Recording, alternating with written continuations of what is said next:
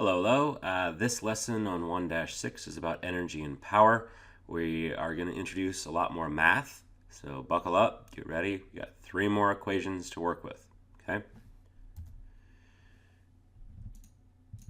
All right, now I kind of showed this picture at the end or towards the end of our last lessons video, and just to reiterate this, this would be a picture of a normal coal burning power plant. Your coal or other fuel source goes into here, gets fed through a channel, and gets set on fire. That fire generates heat, which then boils the water, which creates steam, travels up, pushes the turbine, which turns the magnet around the copper wire, and the magnet generates a whole bunch of electricity, moves all those electrons down, and eventually goes to your home. Okay? Now your homework has a question down there, I think somewhere. Where is it? Hold on. Get over here. Yeah, number 7. Okay, so this kind of has to deal with number 7 on your homework, where it says, how are nuclear power plants and coal-based power plants similar, and how are they different? As you can see, this is a coal, and this is a nuclear reactor. Okay, they both generate steam. That's their goal. Their goal is to heat something up or do something, have water heat up to create steam, and have that steam turn a turbine, which makes the same type of generator. Magnets over copper wires generate electricity. The big difference is their fuel source.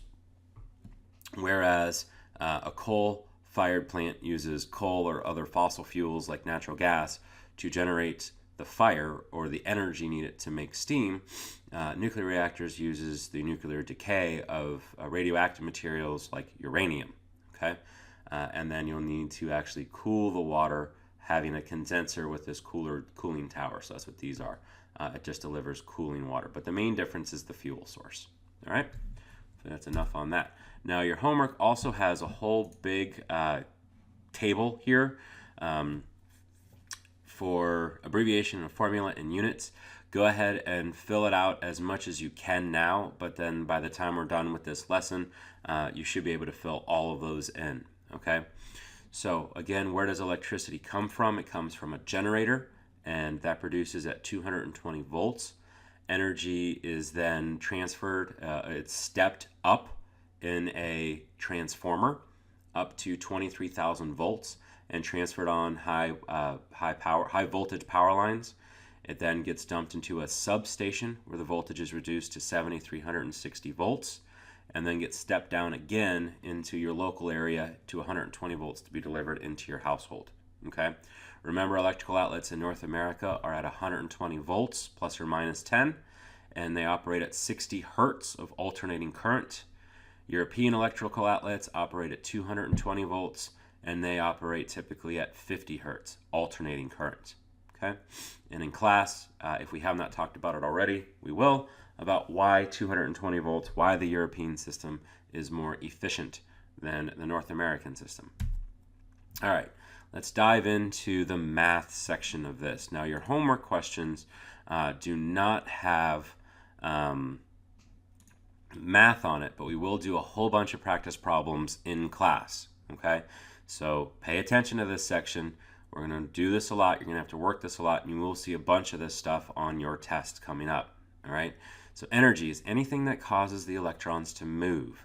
So magnetic energy, heat energy, whatever it may be, all right? It is normally measured in watt hours. Now that's energy. Energy is normally measured in watt hours. Now what is watt? Watt is our unit for power. Like a 60 watt light bulb has 60 watts of power, okay?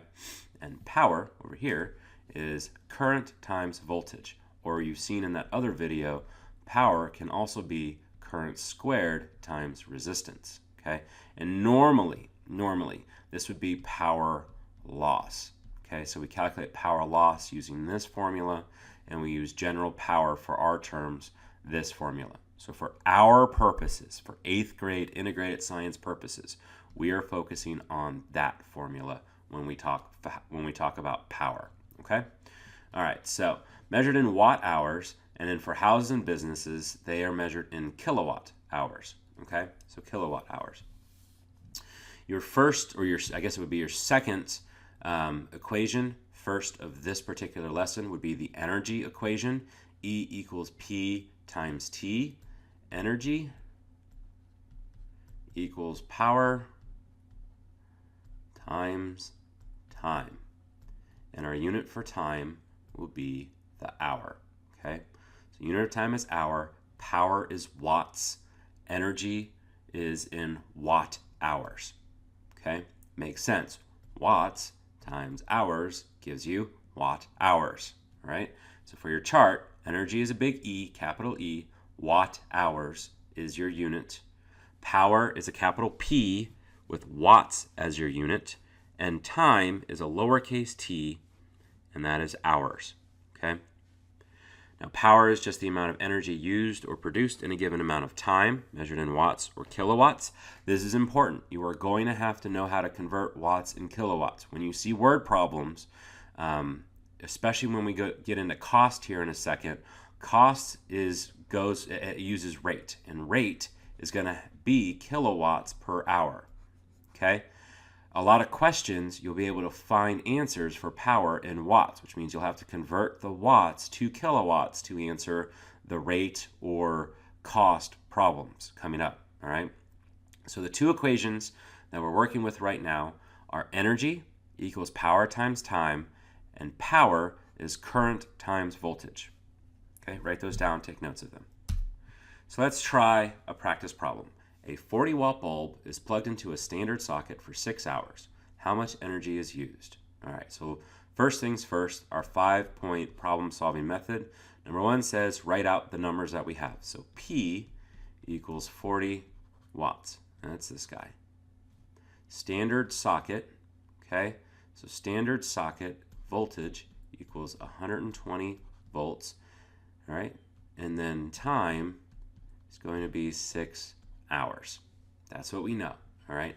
It wants us to say how much energy is used. Now remember, we just talked about the two formulas that we're using, okay, in this area. It's either going to be energy equals power times time, or it's going to be power, which equals current times voltage. Now, I need energy.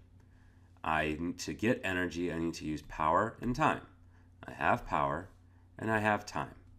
So energy equals power times time. That's step 2. Step 3 is to place stuff. I need energy. I have power and I have time.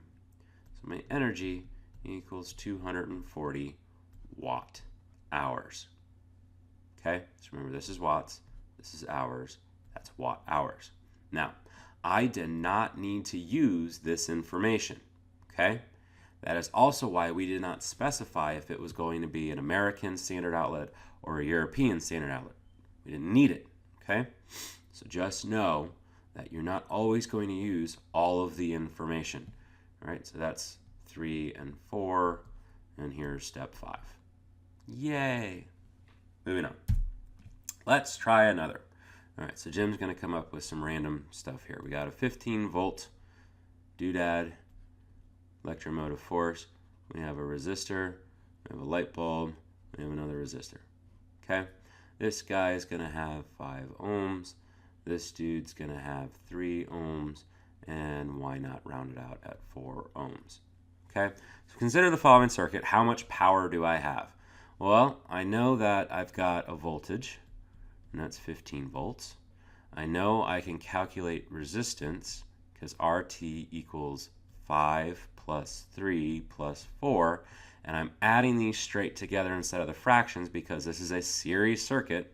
So that means I'm at 5 plus 3 is 8 plus 4 is 12 ohms, and I can find out my current. So what's my current? V equals IR, 15 equals I times 12, I equals 15 divided by 12, and that is going to equal a number 1 something. 15 divided by 12 is 1.25 or 1.3 amps. Now, power, remember, is voltage times current. So that is why I went ahead and figured out what my current was. Okay? So my power equals 15 times 1.3 equals 19.5 watts. All right? So, as you can see, you are now entering the world of the two-step problem. Okay? We may give you a circuit like the one you see on your screen, and we'll give you some information, and you have to calculate something. Now, we would either give you current or we would give you voltage. You would have to find the other, and then we would say, well, how much power does it have? And you would have to use that secondary formula. Get used to that. Okay, you're going to see that a bunch. Maybe not just in this situation, but you will have to find something with one formula, use what you found with the one formula, and transfer it to the second formula to find the real answer you wanted. Now, last formula that we are going to talk about in our electricity unit is the cost formula. And cost is nothing more than energy times rate. And the unit for cost is dollars per kilowatt hours. Okay? Yes, I hope so. All right, so fill in your homework sheet. On your table, you should have all of the information. That's rate, sorry. Cost is in dollars, and rate is dollars per kilowatt hours. Okay? So cost is dollars, and it has a big C for the abbreviation. Rate is a little r, because remember, big R, capital R, is resistance. So lowercase r is rate. And if you think about it, rate equals cost divided by energy. So that equals dollars divided by kilowatt hours. All right? Now, when you are calculating energy, remember energy is power times time. Normally, you're going to end up as watts per hour. Rate is kilowatts per hour, so you'll have to convert it. If you still don't understand conversions, now would be a good time to figure that out. Let's try one. TECO's customer bill for December was $289.16. If the customer's rate of energy cost is 11 cents per kilowatt hour, how much energy did they use in December? So let's write down what we've got, what we know. We know cost is $289.16. Okay? I know my rate is 11 cents per kilowatt hours, and I want energy. All right. And I know that my formula for this fun equation is cost equals energy times rate. Otherwise said, energy equals cost divided by rate. Plug in, energy equals 289.16 divided by 0.11 equals, whoops, all right. Let's see, 289.16 divided by 0.11 equals 2,628.73. Okay? Now, if we round up to our tenths, that's 2,628 what? What are these things? So let's go back to our units. Cost is in dollars. Rate is dollars per kilowatt hour. So my dollars go away. This is 2,628.7 kilowatt hours. Yay, we did it. Okay? Hopefully that makes sense. If it doesn't, let me know. Come prepared, because the problems you will see tomorrow are not going to be this simple. Okay? Hopefully algebra and you are friends by now. Your video secret number for this awesome installment of me talking to a computer screen is going to be 70. 70. Why not? Okay, have a good one. Talk to you guys soon.